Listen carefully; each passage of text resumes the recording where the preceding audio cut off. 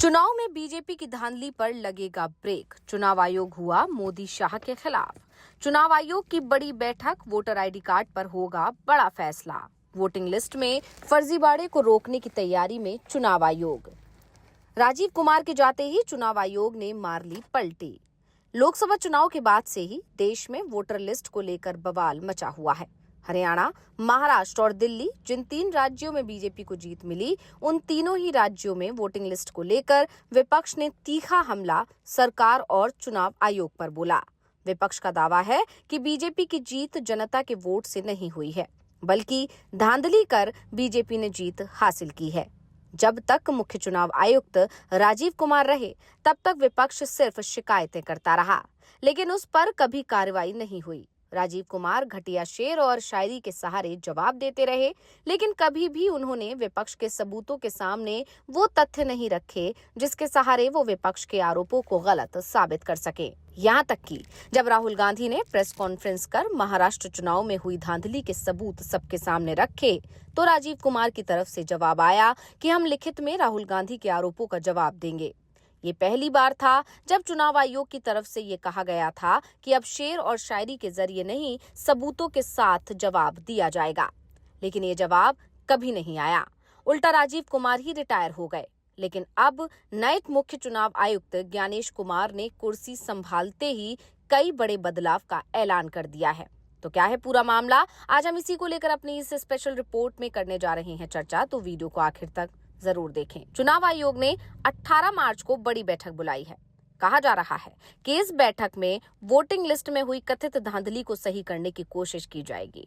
अब चुनाव आयोग की इस बैठक ने कहीं न कहीं विपक्ष को एक बड़ा मुद्दा दे दिया है। अब विपक्ष का कहना है कि चुनाव आयोग भी मान रहा है कि विपक्ष जो बात कह रहा है उसमें कुछ तो सच्चाई है, या फिर विपक्ष जिस तरह से एकजुट होकर इस मुद्दे को उठा रहा है उससे साफ है कि चुनाव आयोग अब विपक्ष के दबाव में काम कर रहा है। चुनाव आयोग धांधली को सही करने के लिए करीब 3 महीने का समय मांग रहा है।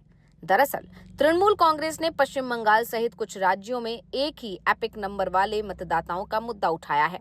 पार्टी ने दावा किया कि पश्चिम बंगाल विधानसभा चुनाव में फर्जी वोटर जोड़े जा रहे हैं।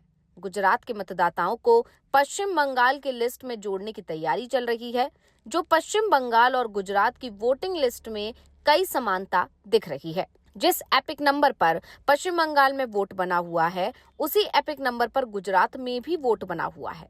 यानी गुजरात का वोटर अब बंगाल में भी वोट करेगा। टीएमसी के आरोपों के बाद अब चुनाव आयोग ने भी इस बात को मान लिया है कि गलती तो हुई है।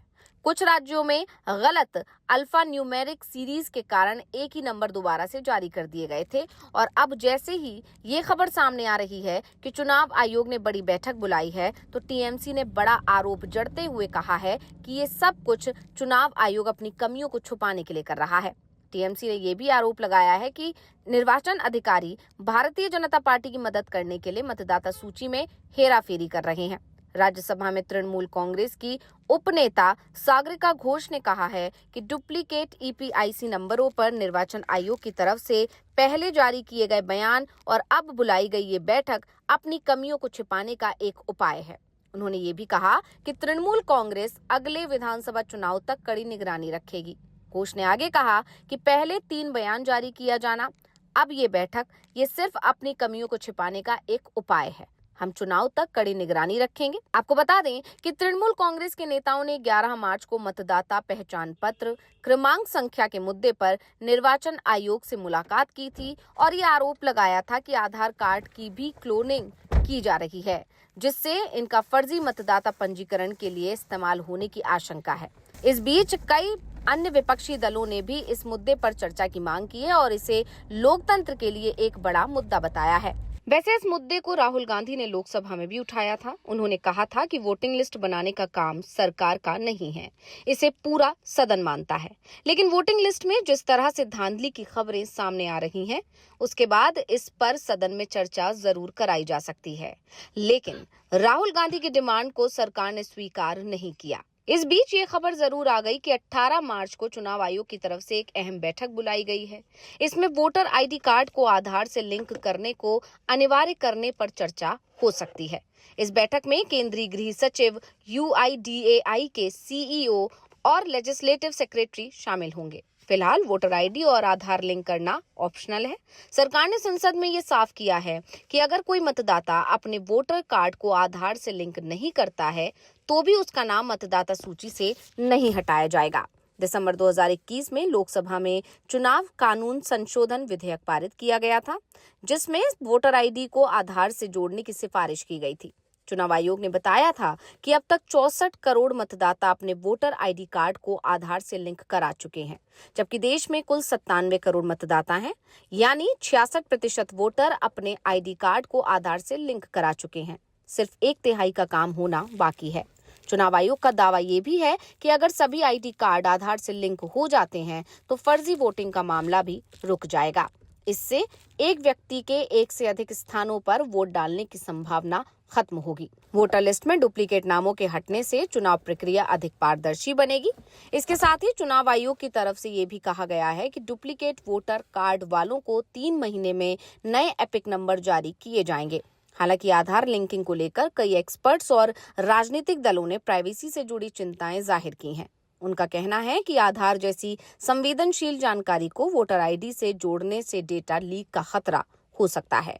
इस मामले को सुप्रीम कोर्ट में भी चुनौती दी जा सकती है। ऐसे में चुनाव आयोग की 18 मार्च को होने वाली बैठक में क्या फैसला होता है, इस पर सभी की नजरें बनी रहेंगी। वैसे चुनाव आयोग की तरफ से जो कोशिश हो रही है, अगर वो सफल होती है तो वोटिंग लिस्ट में धांधली की जो संभावना है वो जरूर समाप्त हो जाएगी।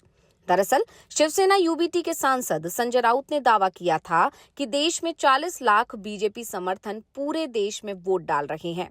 जिस राज्य में विधानसभा चुनाव होते हैं, ये लोग वहां की मतदाता सूची में अपना नाम जुड़वा लेते हैं और ये सब काम चुनाव आयोग और सरकार की शह पर हो रहा है।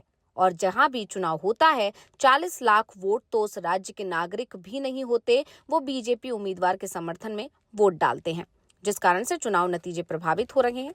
उन्होंने ये भी दावा किया था कि ये खेल 2022 में उत्तर प्रदेश विधानसभा चुनाव में खेला गया था, जहां बीजेपी को कामयाबी मिली, तो फिर हरियाणा, उसके बाद महाराष्ट्र और फिर दिल्ली चुनाव में भी इसी तरह का खेल हुआ और जो नतीजे थे वो बिल्कुल उम्मीद से परे आए। दिल्ली चुनाव में आम आदमी पार्टी ने भी ये आरोप लगाया था कि एक विधानसभा सीट पर 10-10 हजार वोटरों की हेराफेरी की जा रही है, जिसका असर चुनाव नतीजों पर पड़ा। अगर विपक्ष के आरोपों को अब सही मान लिया जाए तो इन तीनों ही राज्यों में बीजेपी की जीत सवालों के घेरे में है। अब देखना होगा कि 18 मार्च को जो बैठक बुलाई गई है, उस बैठक में चुनाव आयोग की तरफ से क्या बड़ा फैसला लिया जाता है। तो रिपोर्ट आपको कैसी लगी, हमें कमेंट करके अपनी राय जरूर दीजिएगा। इसी के साथ वीडियो को लाइक करें, वीडियो को शेयर करें और चैनल को सब्सक्राइब करना ना भूलें।